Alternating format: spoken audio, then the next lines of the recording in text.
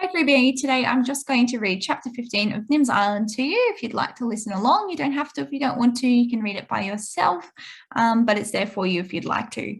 We're up to chapter 15. There's only 2 more chapters left, so we are almost at the end. Okay.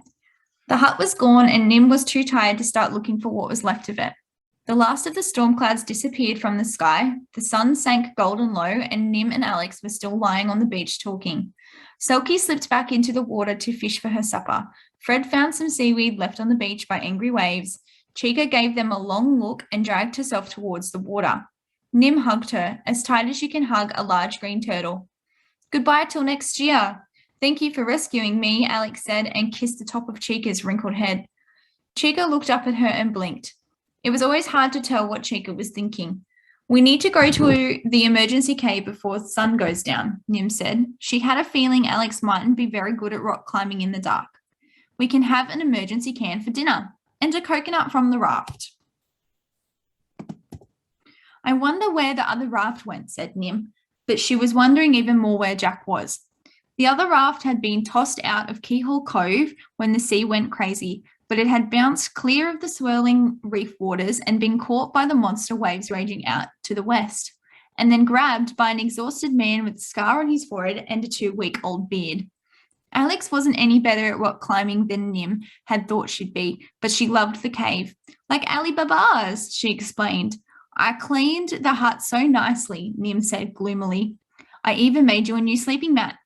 Alex hugged her, and it wasn't quite the same as hugging Jack and not quite the same as snuggling into Selkie, but it made her believe that the world might get better again. Nim woke to see Alex sitting at the door of the cave, watching the sun rise over Fire Mountain. And look at the sea, said Alex. The waves rolled gently, washed clean and blue. Birds soared and swooped, screeched and fished. Iguanas and lizards scrabbled, sea lions lazed, and their kings honked, echoed across the water. Selkie waffled good morning, but when Nim had hugged her and rubbed noses, Selkie slid down the rocks, and a moment later her brown head popped up at Sea Lion Point beside the king's. Fred grazed for seaweed in the tidal pools. He didn't quite trust this ocean yet. Nim and Alex had a coconut and emergency rice pudding for breakfast, set up the satellite dish and the solar panel on a flat rock above the cave, plugged the torch, computer and phone into charge, and went out to explore. They went to Turtle Beach, Sea Lion Point, the Hissing Stones, and Keyhole Cave, where it all began, said Alex, because if I hadn't done the experiment, I wouldn't have been able to write back again, and you would never have come. Already that seemed impossible, but they went on exploring. Nim's beautiful island was shredded and messy with bits of hut, pieces of shirts and desk, coconuts, palm branches, broken trees, and lying down bushes. As if a giant had had a tantrum, Alex exclaimed. The garden was worse. It looked as if Selkie had taken her sea lion family up for a party. Pea plants were mashed, avocados were mushed, and tomatoes were soup. Some plants had so few leaves, it was hard to remember what they used to be.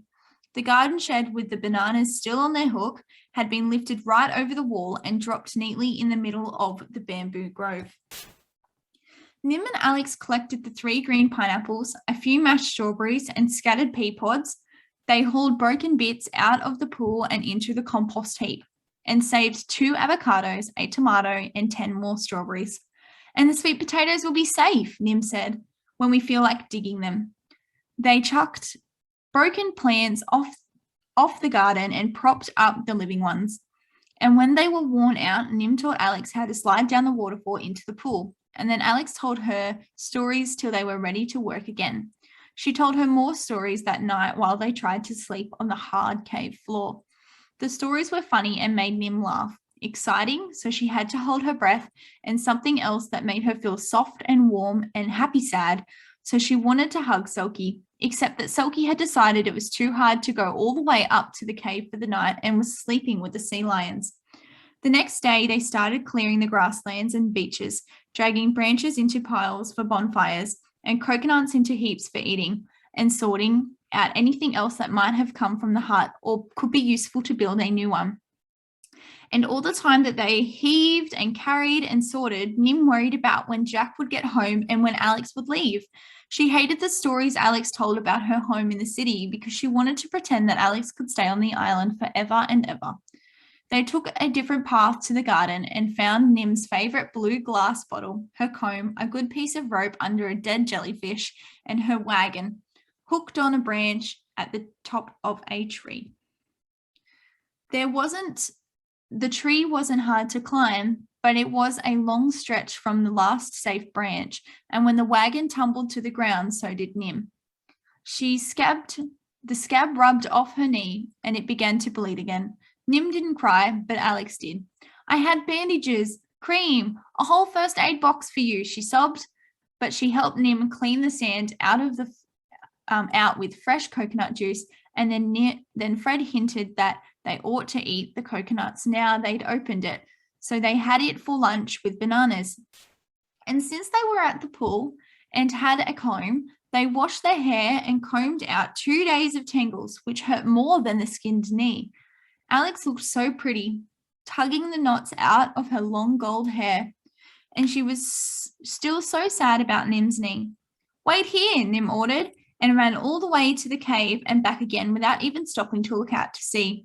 Close your eyes, she said, and dropped the coconut pearl into Alex's hands. I was going to give it to you if you went away, but it seems like you need it now. Oh, Nim, said Alex, I can't take this. I had it in front of my mother's picture, Nim said, but a picture can't really see, so I want you to have it. Alex got soggy again. If I could have a daughter, she said, when she could talk, I'd want her to be exactly like you. Suddenly, the honking from the sea lions was too loud to hear anything else. Nim flew down the hill as Selkie led the whole herd into the water, splashing and barking at the strange shape drifting in through the reef. And Jack staggered off the bag of coconuts and waded onto the sand. Then he and Nim did a wild, "What happened? You're okay?" laughing, hugging dance, but Jack went pale as he stared at where the hut used to be.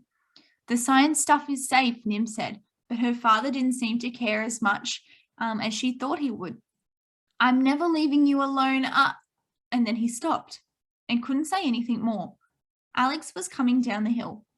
There's something I've got to tell you, said Nim.